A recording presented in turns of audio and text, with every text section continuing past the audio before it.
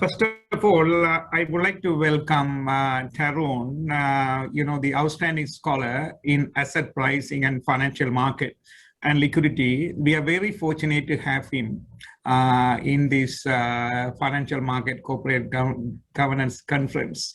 So he will be, I mean, this is the first year he will be, getting involved, but we will keep on getting him in future. So he will come back and support it with face-to-face as well.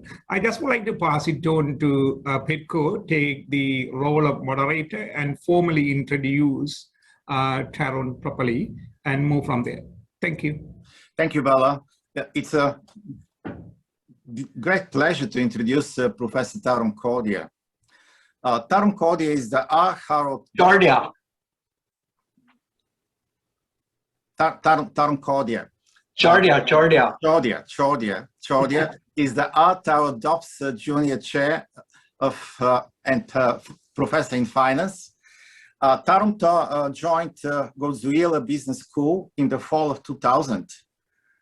Tarun research is grounded in both theory and empirical methods and spans a diverse of areas in financial economics. Professor Chordia's main research area of expertise are financial institutions, asset pricing, and particularly capital markets and market microstructure. To me, the most important contribution to the finance in Tarun's past, current, and I hope future research has been the market liquidity. It's all about defining it, measuring it, modeling the trading activity, and the link, the most important, the link to asset pricing, to the corporate finance and to other fields of finance. This is the core of his research. His teaching interests include securities and portfolios, financial institutions, and fixed income markets. Prior to his doctoral studies at the UCLA Anderson School of Management, he worked for Citibank as a relationship and credit manager in the financial institution group. His work research has been recognized with many awards. Among others, these include the Wall Street Journal Award, 87. He's a winner of AMA DFA Prize for Best Paper published in the Journal of Financial Economics and Areas in Capital Markets and Asset Pricing 2000. The Roger R. Murray Prize, the Institute of Quantitative Research in Finance, research grant from Morgan Stanley, the NASDAQ Best Paper Award, NYSE Best Paper for 2006, research grants from Institute of Quantitative Research in Finance, Q Group, research grant from Inquiry, and others. He's also managing editor of Journal of Financial Markets from 2013 to present. Perhaps the most important one, coming back to and to make the link to the current topic, is his paper and joint work with Richard Trobe and Subra on liquidity. Doesn't matter which one, but the commonality of liquidity is probably the one which inspires many people to become interested in market microstructure, including the chair of this session, and including also several of his PhDs later on. So it's a generational, really, influence. How are we going to proceed?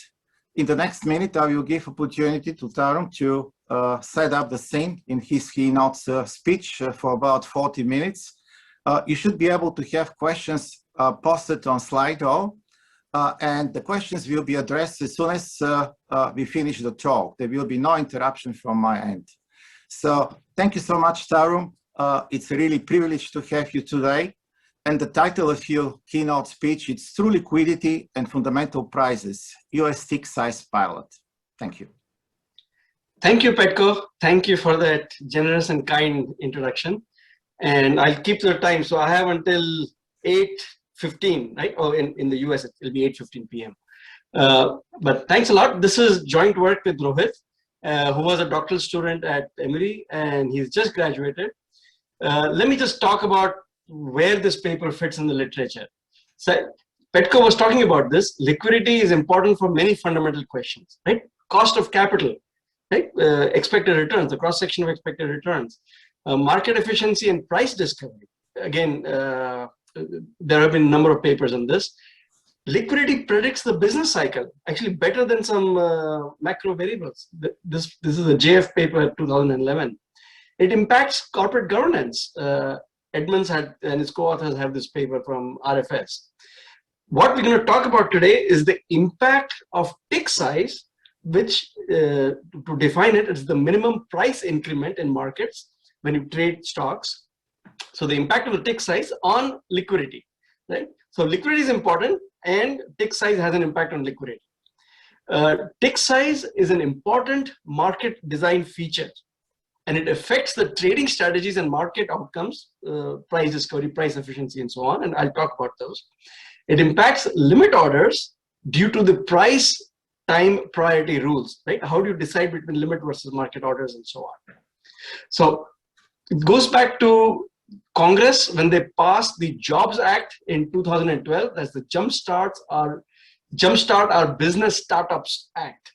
The goal was to increase IPOs, and the idea was if you increase IPOs, there would be increased access to capital, which would lead to jobs growth. That's the idea behind the Jobs Act. The point was in the 2000s to 2010s and so on, there has been quite a significant decline in the number of IPOs on the US markets. So Congress got involved and they said, we got to do something about it. So they directed the SEC to study the impact of decimalization on IPOs as well as on small firm liquidity and trading. So for whatever reason, actually probably due to lobbying, they blamed decimalization on the lack of IPOs rather than maybe Sarbanes-Oxley and other things that we have seen in the literature. So SEC decided to conduct the tick size pilot. So what is the tick size pilot? SEC increased the tick size from 1 to 5 cents for randomly selected stocks. But this is important. This is truly a random experiment. The idea being a higher tick size would lead to higher market maker profits. With higher profits, market makers would be more willing to provide liquidity, and this would lead to higher liquidity. Right? That's the idea. And we know that the benefits of liquidity. So what did they do? They randomly assigned 400 stocks to each group, G1, G2, and G3. G1 stocks, they continue to trade at the 1 cent tick size, but can be quoted only in 5 cent increments. G2, they can trade and quote only at 5 cent increments, except for some exceptions. And these exceptions are like if there's a negotiated trade, if the trade is taking place at the midpoint of the bid and ask, if there's price improvement of at least ½ cent for retail traders. G3 is like G2 plus trade at prohibition rules, so that an exchange that is not posted the best quote cannot participate in that trade. It has to send the order to the exchange that's posted the best quotes. The sample period, the TSP ran over this period, October 2016 to September 2018. There are 1,200 treated stocks, 1,200 control stocks. So this is truly a randomized experiment. So the existing liquidity measures are biased due to the impact of rounding. The observed prices are the true prices rounded to the nearest tick grid, and the quoted ask price is rounded up, quoted bid price is rounded down. So let me just show you what I mean. So this is the tick grid at 5 cent intervals, stock price of 20, 20 and 5 cents, 20 and 10 cents, 20, 15, and 20 and 20 cents, $20.20. So this line here is the true fundamental price. We do not observe this in the data, right? It has to be estimated. What we observe are this quoted bid and the quoted ask, the capital A and the capital B. And let's say the transaction took place. This is the transaction price. It occurred at the quoted ask. Now, if there was no grid, if the quotes could be placed on the real line, then the quotes that might exist are the small ask and the small bid. And these small ask and small bid, the small ask is rounded up to the quoted ask that we see, and the small bid is quoted down to the quoted bid, which is what we see. Right? So this is the framework. Keep this at the back of your mind. It'll help us to understand what's going on. So what we need to do is extract the true prices and spreads from transaction data. And this is challenging because now we have a lot of data at the millisecond level. So I had a paper where we used Gibbs sampling to sample the posterior distributions of the parameters and the state variables. I'll talk about the parameters and state variables in a minute. So this was a Bayesian analysis to obtain the posterior distributions. This is a limited sample, and rounding comprises a large component of the quoted spread. That's what we found in that original paper. But given the size of the millisecond level data, you need something new, some new methodology to be able to handle this. And we're going to use big data machine learning methods. Specifically, we're going to use variational inference. And I'll try to take you through the methodology to make sure we have at least some idea of what's going on. And the idea is we want to optimize versus do a repeated conditional sampling of parameters and state variables. Right? I'll try to explain this as we go along. Okay, so this is the model. So this is the price that you observe, the transaction price. This comes from a noun rounded price, which is rounded. And the non-rounding, the rounding is coming around the empty. Empty is the true price. Lambda is an adverse selection component. Small st is the small at minus bt, right? So the small st is this at minus bt is the true spread. And qt is the sign of the trade, right? +1 means it's a customer buy, -1 means it's a customer sell. So the observed price is the discretized or the rounded version of the true price plus an inventory and order processing component of the true spread. So lambda is the adverse selection component. So 1 minus lambda is going to be the inventory and order processing component of the true spread. So we're going to model the fundamental prices and true spreads. So this is the fundamental price, right? Remember, this is this M, which we do not observe. So this is the fundamental price. This is a random walk.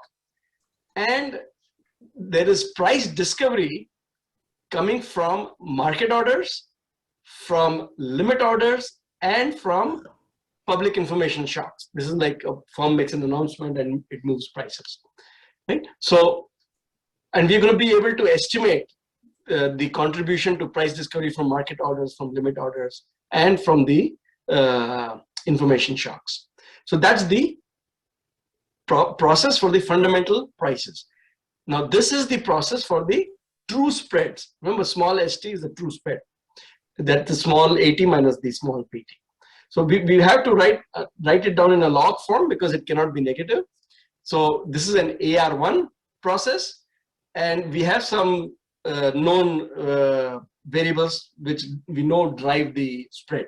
So this is the trading volume divided by the depth, the time between from the last trade to this trade, and whether you're at the beginning of the day or end of day, because we know there are day effects in the spread.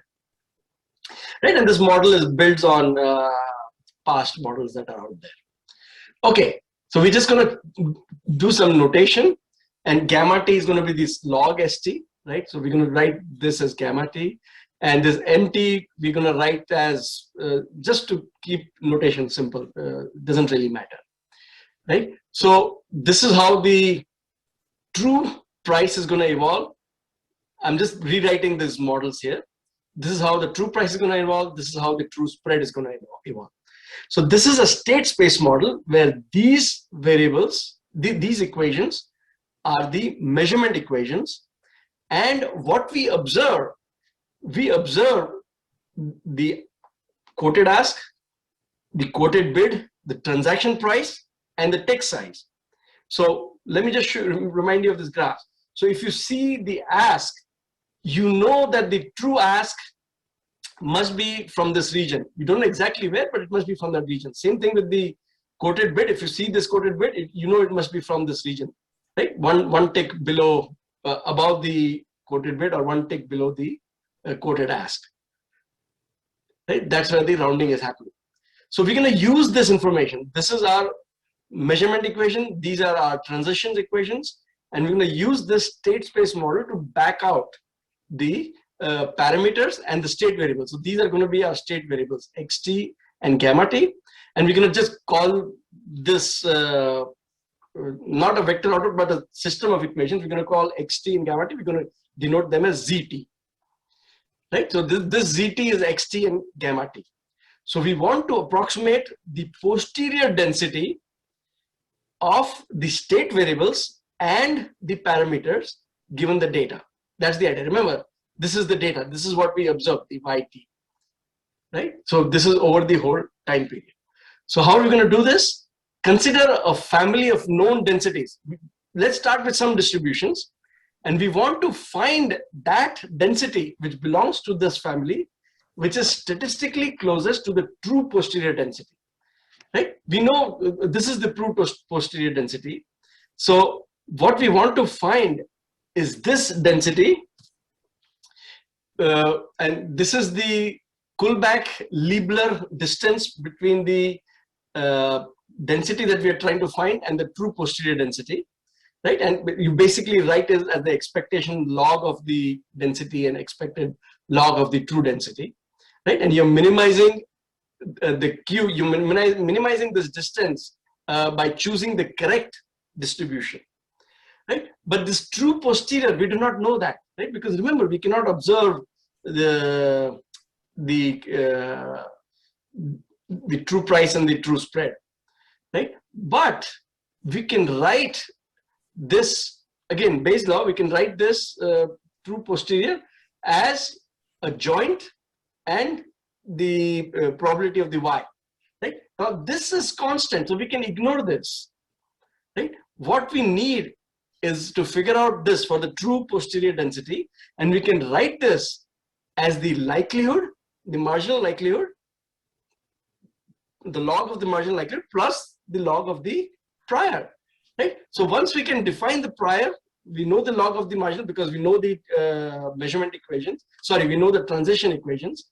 And once we are able to do this, we can write down our problem, this problem, as maximization. This minimization becomes the max because we're switching these two terms. So we're going to write this as maximization of elbow. This is what they use in the machine learning literature. We're just using the same terminology. So this is your true posterior, and this is what we're trying to estimate the distribution of this true posterior. So we're going to try and maximize this. That's going to be our objective function. And you can write down your first order conditions and so on. Okay, so what are we going to do? So what is the likelihood function? The likelihood function of observed prices and spreads, given the fundamental prices, the true spreads, and the parameters. Right? Remember, this is our ZT, and the theta are our parameters. Right? So that's the likelihood function. This is a bivariate normal. Right? Because we know prices cannot be negative, we know the spreads cannot be negative. So we can write down this density that we are trying to find, assuming independent state variables and parameters. Right? There's no reason to think that these state variables and parameters are correlated. So this is all the different state variables, and this phi are the variational parameters, right? Parameters of the distribution. And these are the parameters that we are trying to estimate in our transition equations. So what we're trying to do is find the optimal density. So we want to find the optimal variational parameters, right? Parameters of the distribution, such that this optimal density is closest to the true posterior density, right?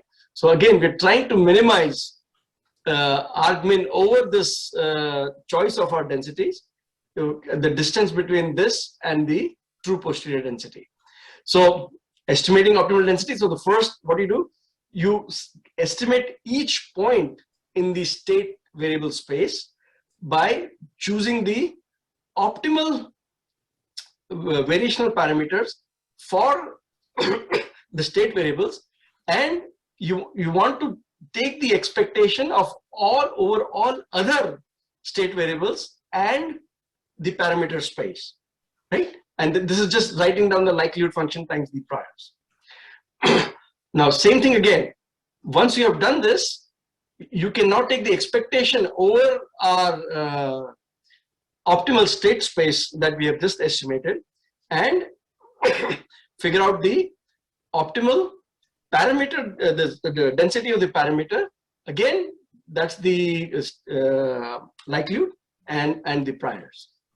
Okay, so just to give you a brief glimpse at the methodology, you start with the initial values of the variational parameters, right? The parameters of the distribution, then recursively update the optimal densities until convergence, right? So what is happening here? You start with some initial values, right? So you have some initial values for all these so that you can optimize to get each state variable.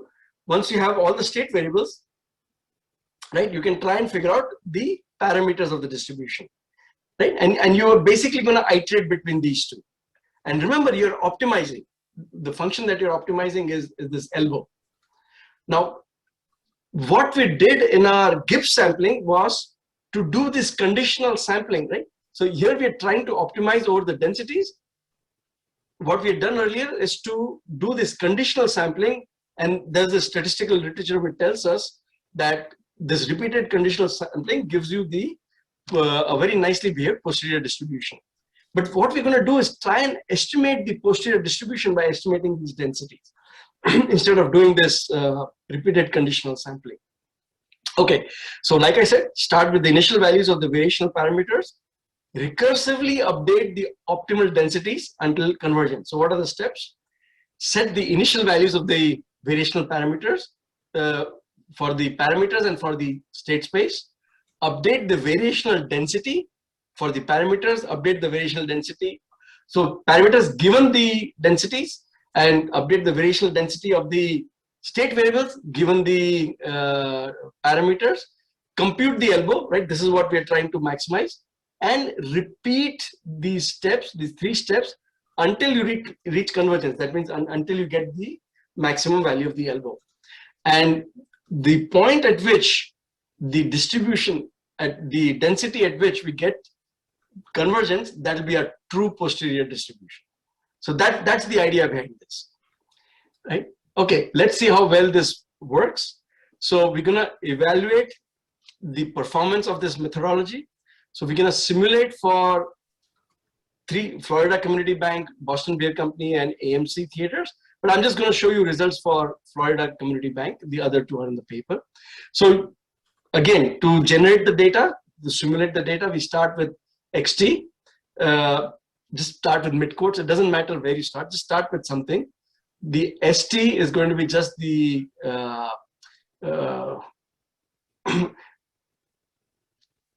this is the spread. This should be empty actually, and we can actually also calculate a spread, which will be the bid-ask spread. Estimate the sign of the trade and OLS, right? You can run those 2 regressions, the transition equations. So once we have the transition equations, we have all the parameters. Now using these parameters and the distribution, the standard errors of these parameters, we can simulate the XT and ST and use the rounding rule to obtain the quoted ask and the bid. So once we have this information, the quoted ask, the quoted bid, the tick size, right? What we can do is use our methodology to back out the posterior distribution for the state variables and the parameters. Okay, so let's just look at the results. These are the true simulated values. Like we know this because we have chosen this. So true simulated values, these are what we estimate, and these are the naive values. Let's look at the true spread, right? The true spread is reasonably close, our estimation. The naive values are quite far, right? Let's look at the market maker profits, right? We are reasonably close, whereas the naive values are far. The price impact, we are reasonably close, whereas the naive values are far. So if you just look at the estimation error, this is the mean squared error, the sum of the mean squared errors. Our estimates give us estimation errors that are orders of magnitude lower than the naive estimates, right? So the methodology is working pretty well. Okay, let's look at some results. So we have here, remember I said the tick size pilot, SEC divided the treated stocks into three groups, G1, G2, and G3, right? So we have them here. We have the control stocks down here, and we have the result in the non-pilot period. In the pilot period, we have the difference between these two, and then we have the diff and diff with respect to the control, right? So we're going to focus mainly on in this column, the diff and diff, right? And this sample period here is November, the month of November as being the non-pilot period, and the month of September being in 2018 being the pilot period. Here we have the non-pilot period as September of 2016 and the pilot period as November of 2016. Remember, it ran from October 2016 to September 2018, right? So we're looking at 2 months at the beginning and 2 months at the end, the pilot and the non-pilot, pilot and the non-pilot at the end. So let's just focus on 2018. The results are essentially the same for 2016, right? Now we're going to present the results for constrained and unconstrained stocks in each group. So what's a constrained stock? So the constrained stocks are those that had a bid-ask spread which was less than 5 cents. Remember, the tick size pilot increased the spread for the tick size for the treated stocks to 5 cents, right? So the constrained stocks are those that before the tick size had a bid-ask spread less than 5 cents. And when the tick size increased to 5 cents, they were constrained to bid a minimum of a minimum of 5 cents. They could not get lower than 5 cents. So earlier their spreads were lower, but then they were forced to increase it to at least the tick size. That's why it's constrained.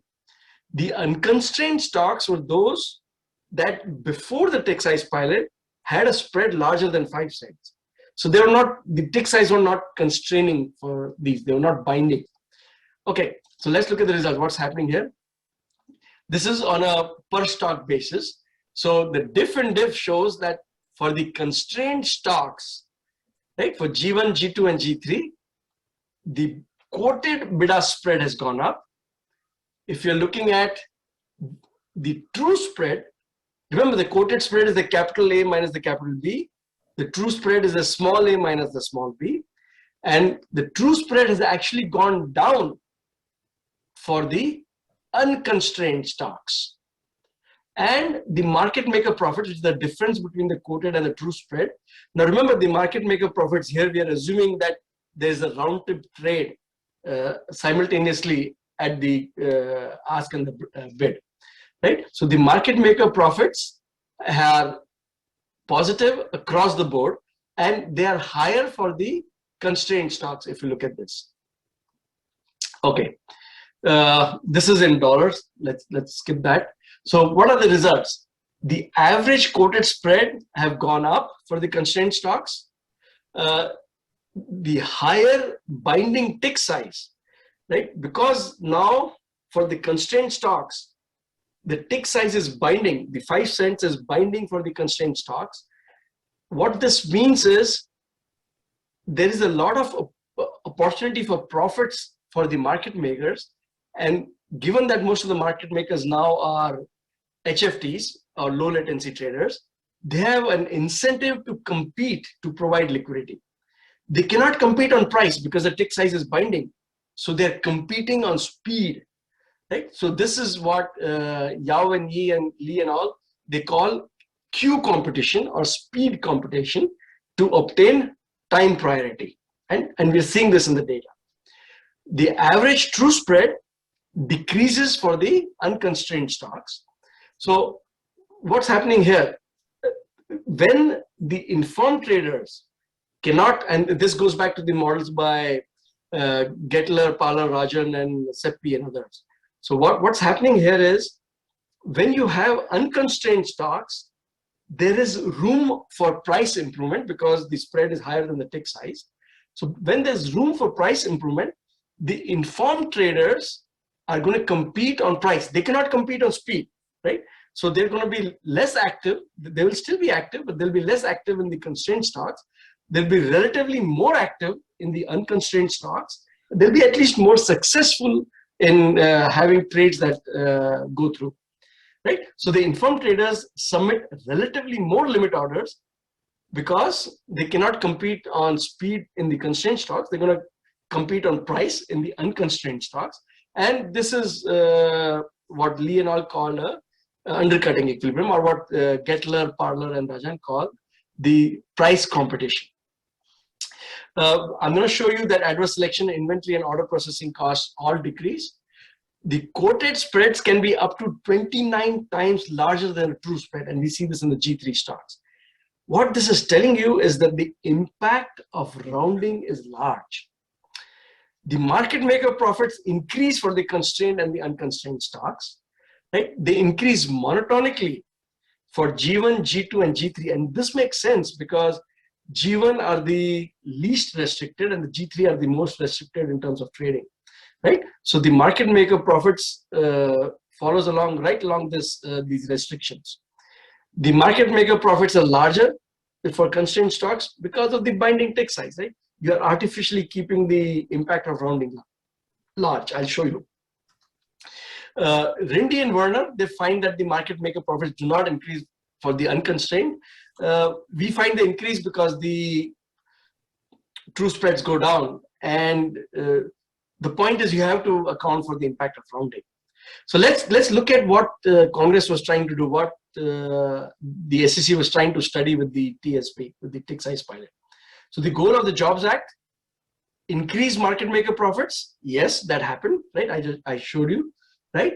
The market maker profits have gone up across the board.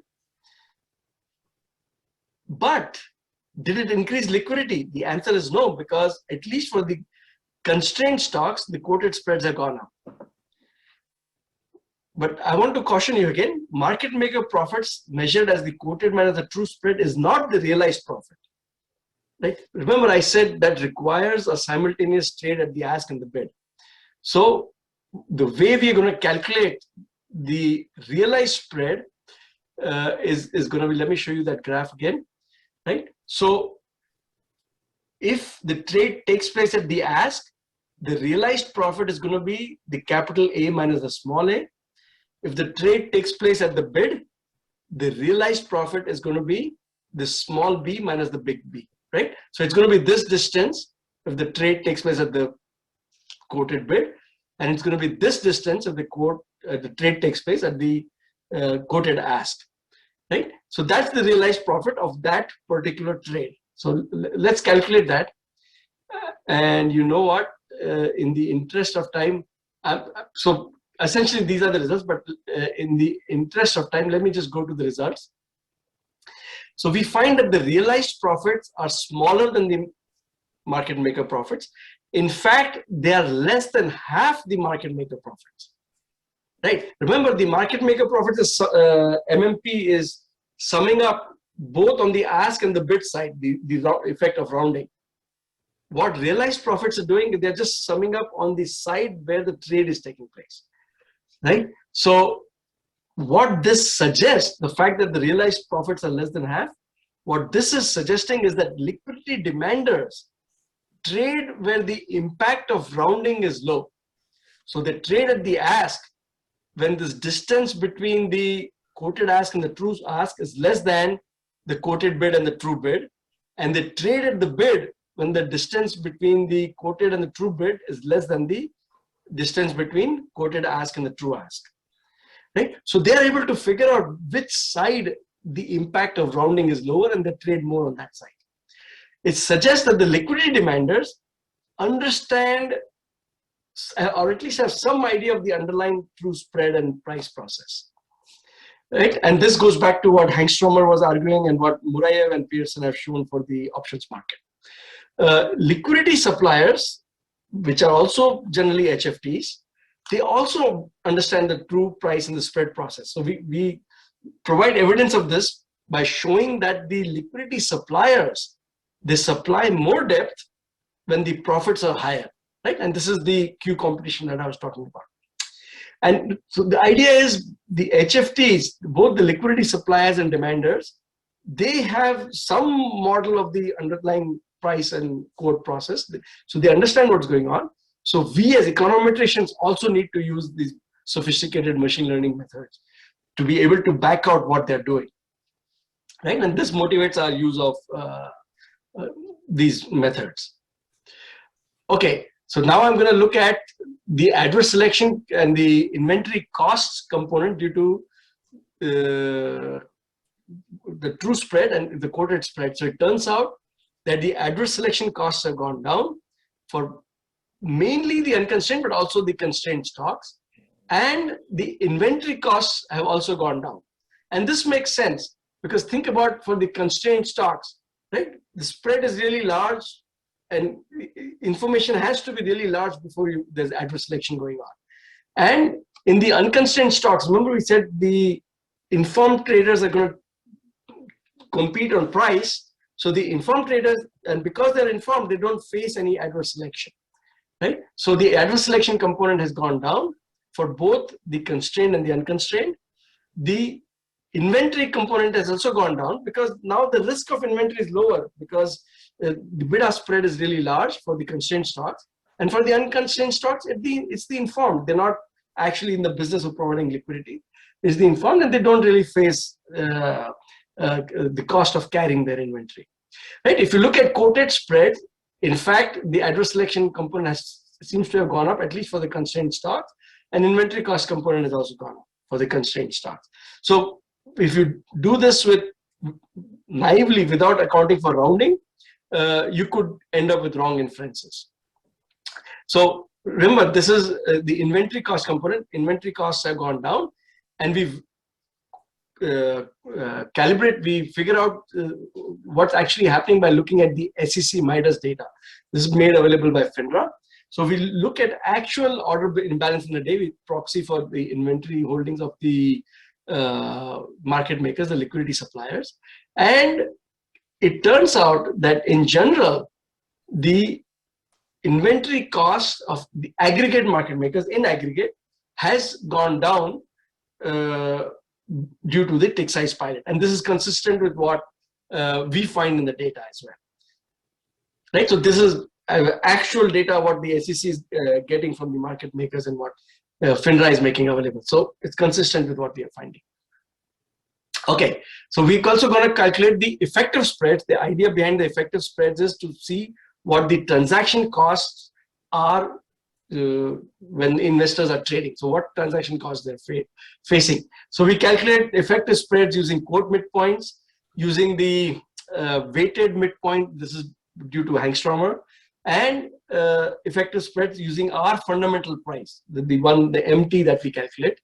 And it turns out, regardless of how you calculate it, for the constrained stocks, the effective spreads have gone up. So it has become costlier for investors to trade in these stocks, right? For the unconstrained stock, that doesn't seem to be much change, but for the constrained stocks, the cost has gone up. Okay, now I want to look at where the price discovery is coming from. Remember in that equation I showed you, I said this price discovery through market orders, price discovery through limit orders, and price discovery due to information shocks, right? So we can actually break them apart and calculate an R square. If you run the regression with just the different parts of the price process, we can calculate the R square and make sure they sum up to 1. So that tells us where the price discovery is coming, what proportion is coming from where. So it turns out that price discovery through market orders has gone down, price discovery from limit orders has gone up, and price discovery from new information has gone down, right? So there's more price discovery happening through the trading process, right? The limit order process, such that price discovery from new information has gone down. Markets have become less efficient because prices are coming through the trading process instead of information shocks. So why would you think the price discovery through market orders has gone down? Because now, at least for the constrained stocks, it's too expensive to submit market orders. So the informed are not going to do that. They're still going to submit limit orders, although these limit orders may be less successful. For the unconstrained stocks, the price discovery, remember the informed are now going to place more limit orders, and we see that the price discovery is happening through limit orders, because that's how information is getting into prices. Informed traders putting in limit orders. Okay, we're going to look at delay measures. So what has happened to the speed of incorporation of information into prices? So up to the previous table, everything was at transaction data level. Now we're going to run our regression at the minute level, because we just want to measure delay over time. So the idea is to run a regression of, let's say, each stock on some market composite and look at the coefficients on the lagged markets, right? Lagged market returns. And that gives us these three measures of delay.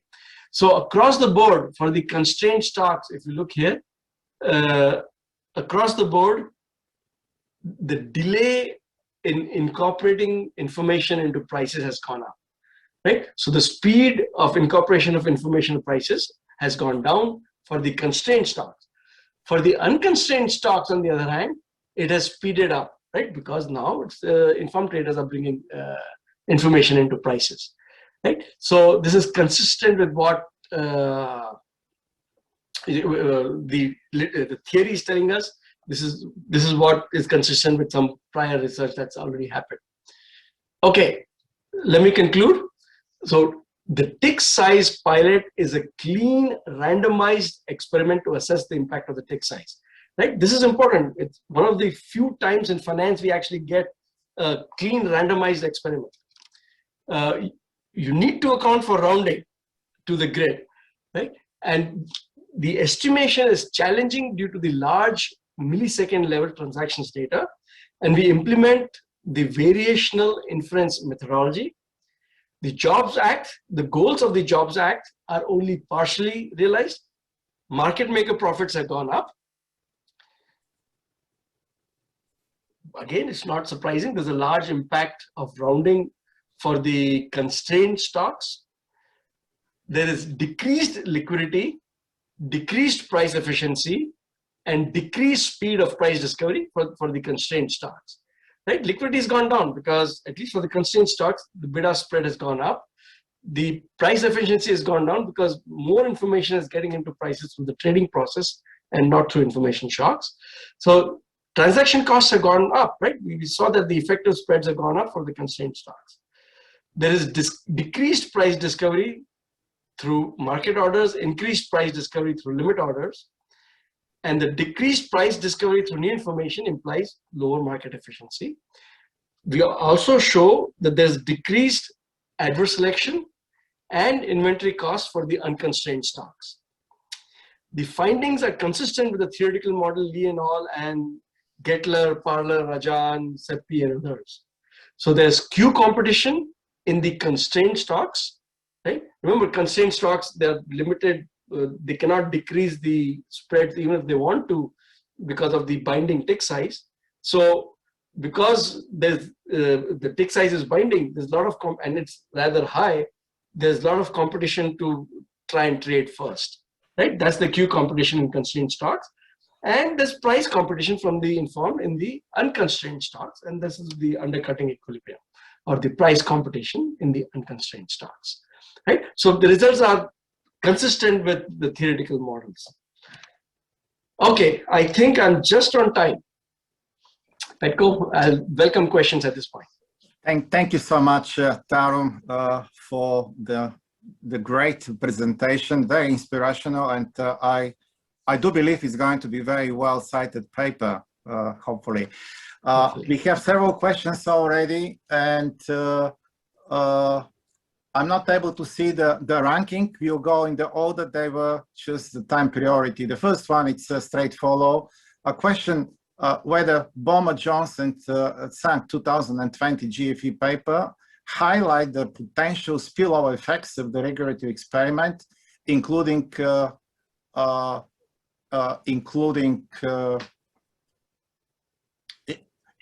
size pilot, the study you have just really pointed out. So this renders to the DAD methods, difference in difference, less effective. Any thoughts on that? Yeah, we saw this comment elsewhere. I haven't thought deeply about this. I have to think about this. Right? They are saying there are spillover effects from one group to the other group and across control and treated stocks. So I have to see what we can do. That's a good point. We have seen this comment before. We have to address it. Point well taken. As the chair, I will exercise my right to ask my first question now. You have come with a very strong statistical significance. You have used the state-of-the-art methodology. All this Bayesian stuff, all that really modeling, it's a great delight to see this one, econometrics coming in a full level of utilizing all of that. But what about economic significance? Would be possible to quantify in dollar terms the value gained, lost during the tick size pilot? No, so you are absolutely right. So, and who are the winners and who are the losers? You already pointed out the HFTs are clearly the winners. Right. So, for example, here, right, we are seeing the increase in quoted spread for every single stock. This is on a per stock basis, right? So this is the profits. Now we also look at it in dollar terms. I didn't spend time on this because of lack of. So this is the increase in dollar terms over the sample, right? So the difference in difference, $412, $35, your true spread. So for the, and this is the market maker profits, right? For each trade, right? It could be 100 shares, it could be 500 shares, whatever. On average, this is the market maker profits for each trade over the sample period, right? This is 2018, this is 2016, right? So these are dollar amounts, clearly what the market makes. And this impact is coming from rounding, right? In dollar terms. So this 412 is the average profit over the sample period per whatever 100 share trade or 5 on average, whatever it was, right? So this is quantifying how much the market makers are making. And of course, there are lots and lots of trades that they make. So this will add up very, very quickly. Thank you. The next question, I'm just have the order to ask my second question immediately. Every market regulator, including SEC, they really desire, they're really willing to increase the market efficiency, but also to ensure that the markets are fair, market fairness. So as a result, that pilot was not the most successful pilot study experiment. To what extent the SEC and what they have learned and what will be in the future? Are they going to collaborate with the really researcher like you, like Subra and others on that issue? Or they're going just to really be just doing experiment after experiment for the sake of experiment? And this not preempts the third question. What lobbying behavior can be observed following this pilot? Are the lobbyists in predictable groups? That's a great question, Terry. So first of all, the good news is the pilot was done by taking comments from academics. So the academics fully participated in the design of this pilot. So Terry, remember what the goal that Congress came up ostensibly for this? The goal was to say, okay, we want to improve the environment for IPOs so that there's more financing, right? And IPOs may have gone down because of Sarbanes-Oxley, because all the costs that were imposed on public firms. They did not consider that, right? I think, as you rightly say, there was lobbying going on by market makers saying, look, it's the decimalization that's causing these IPOs to go down because liquidity has gone down. But clearly, if you follow the trend over time, liquidity has really, really gone up over time, right? HFT participation has really increased liquidity over time. There's ample literature to show this. So what I think was happening is the Congress was being lobbied by market maker, these firms, market making firms, Citadel and so on, for them, of course, it's highly profitable to have higher tick size, higher bid-ask spreads. And I think that was what was going on, right? Great point, Terry. We have a couple of anonymous questions. Let's go one they can just come on the screen. The top one, the stocks are big bid size and volume. This is hardly a randomized allocation of treated and controls. So, good point. When we actually remember the model that we had, we are controlling for trading volume. Let me see if I can show you the model again. Right here, right? We are controlling for trading volume, depth. We are controlling for time. So we are controlling for all the variables that you can think of, right? So it's already built into the model that we are talking about, right? In terms of what we're doing. So it is in that sense controlling for trade, but this is the transactional level. Okay, the issues you point are related to using the midpoint price.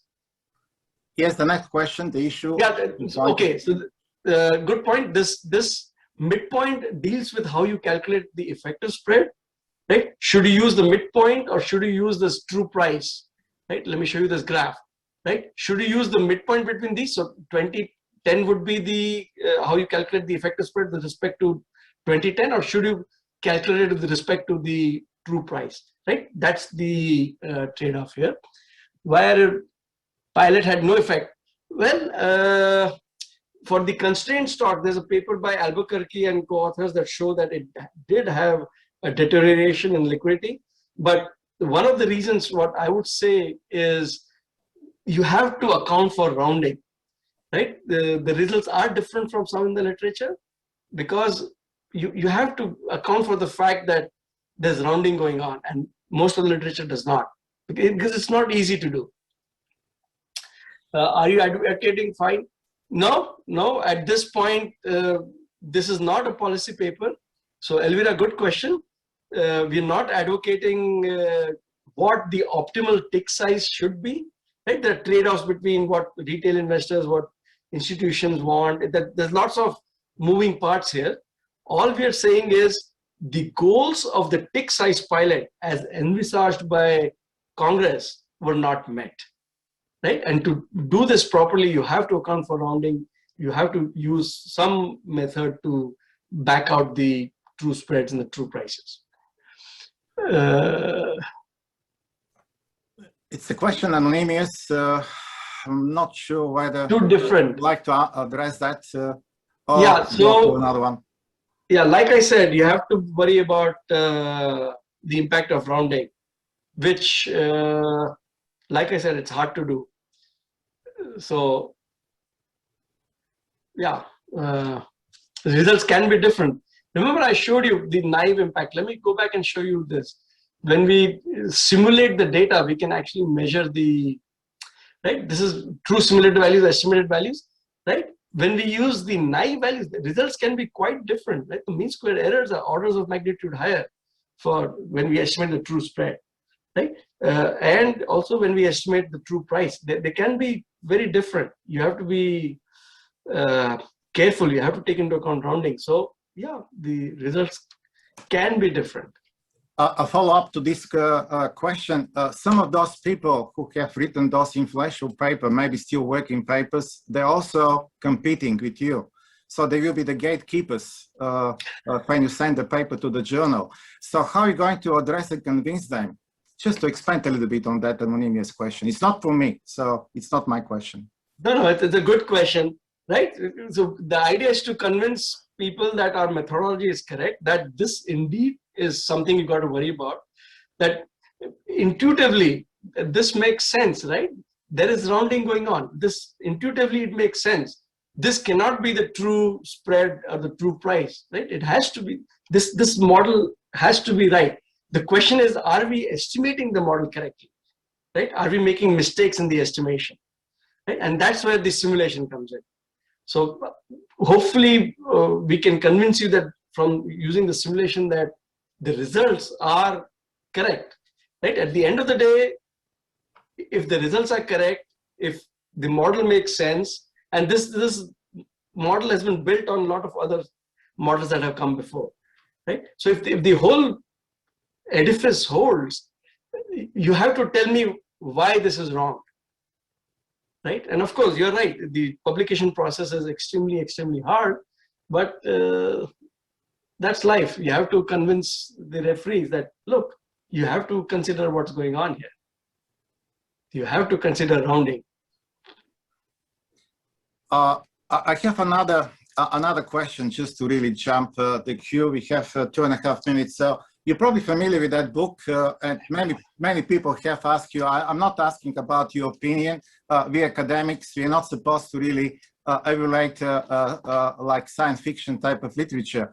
But given the importance of that event, why you have excluded the first month of the pilot study? Or put it differently, would it be possible to come back and to do a follow-up paper and to see how quickly the HFT and the Q guys running for the speed, they have adjusted to that really constrained event? That's my question. Yeah, no, that's a good point. We skip the first one because we want to look at the steady state, right? We don't want to look at the transition period. And maybe there's no transition period. Maybe it happened right away. And the reason, ideally, we would have looked at the entire tick size pilot and the period before and period after. But it's just too difficult to compute the whole thing. It just takes too long. So yeah, we wanted to estimate it over a steady state. That's all I can say. That's why we just did it over 1 month. Peter is coming with a more philosophical question about the truthful state of the world and the truthness. So any comment on that? One sec. Your estimation comes with a lot of parameter uncertainty. No, it is. For now, you treat your estimations true value of the spread. No. Elvira, we get a distribution. That's the whole point. We get a posterior distribution of all the parameters and the state variables, right? So we get a distribution, and when we do the diff and diff, we actually are able to look at the difference between the control and the treated stocks, right? So we don't treat the estimation as a true value of the spread, right? It's a Bayesian analysis. We get a distribution, right? We have time for very quickly to address the last question and compliment from Pradeep Bhagavan. Just the Hamid, it's asking, given these findings, just priority to Hamid question first. Given these findings, is it fair to assume that the Jobs Act needs to be revisited to fully realize its goals? So to some extent, you addressed that already. Any final comment? The SEC understands what's going on. I think they were just forced to conduct the tick size pilot. They did, and the tick size pilot ended, and that is it, right? The evidence is in. Increasing the tick size does not really improve liquidity, does not reduce the cost of trading to investors. So that's the end of this part, the trading aspect of the Jobs Act. If the Jobs Act can do something to reduce the cost of capital, and there are lots of other ways to do it, right? Maybe that's the direction they need to look at. But again, this goes outside the scope of this paper. And the very final one, which is more driven by the corporate finance and putting called the kitchen sink type of variable, you have to very briefly justify that you have the optimal variable selection to control for everything. That's always hard. If you can tell me what we need to control for. So, but Praveen, why didn't we control for firm level characteristics? We are controlling it at the transaction level, right? That's the volume at the transaction level. It's already in there. So yeah, good questions. Thank you. Thank you so much one more time. And let's all thank in the usual way, recognizing the quality of the presentation. So thank you, Professor Tarun Chordia, for excellent keynote speech. Thank you. Thank you, everybody. Thanks for coming. And thanks for the questions. Take care. Bye. Tarun, thank you for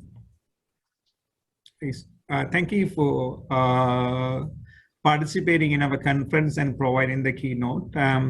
So what we need to do is we need to quickly close that event, and then we need to prepare for the next event. So thanks again, Tarun.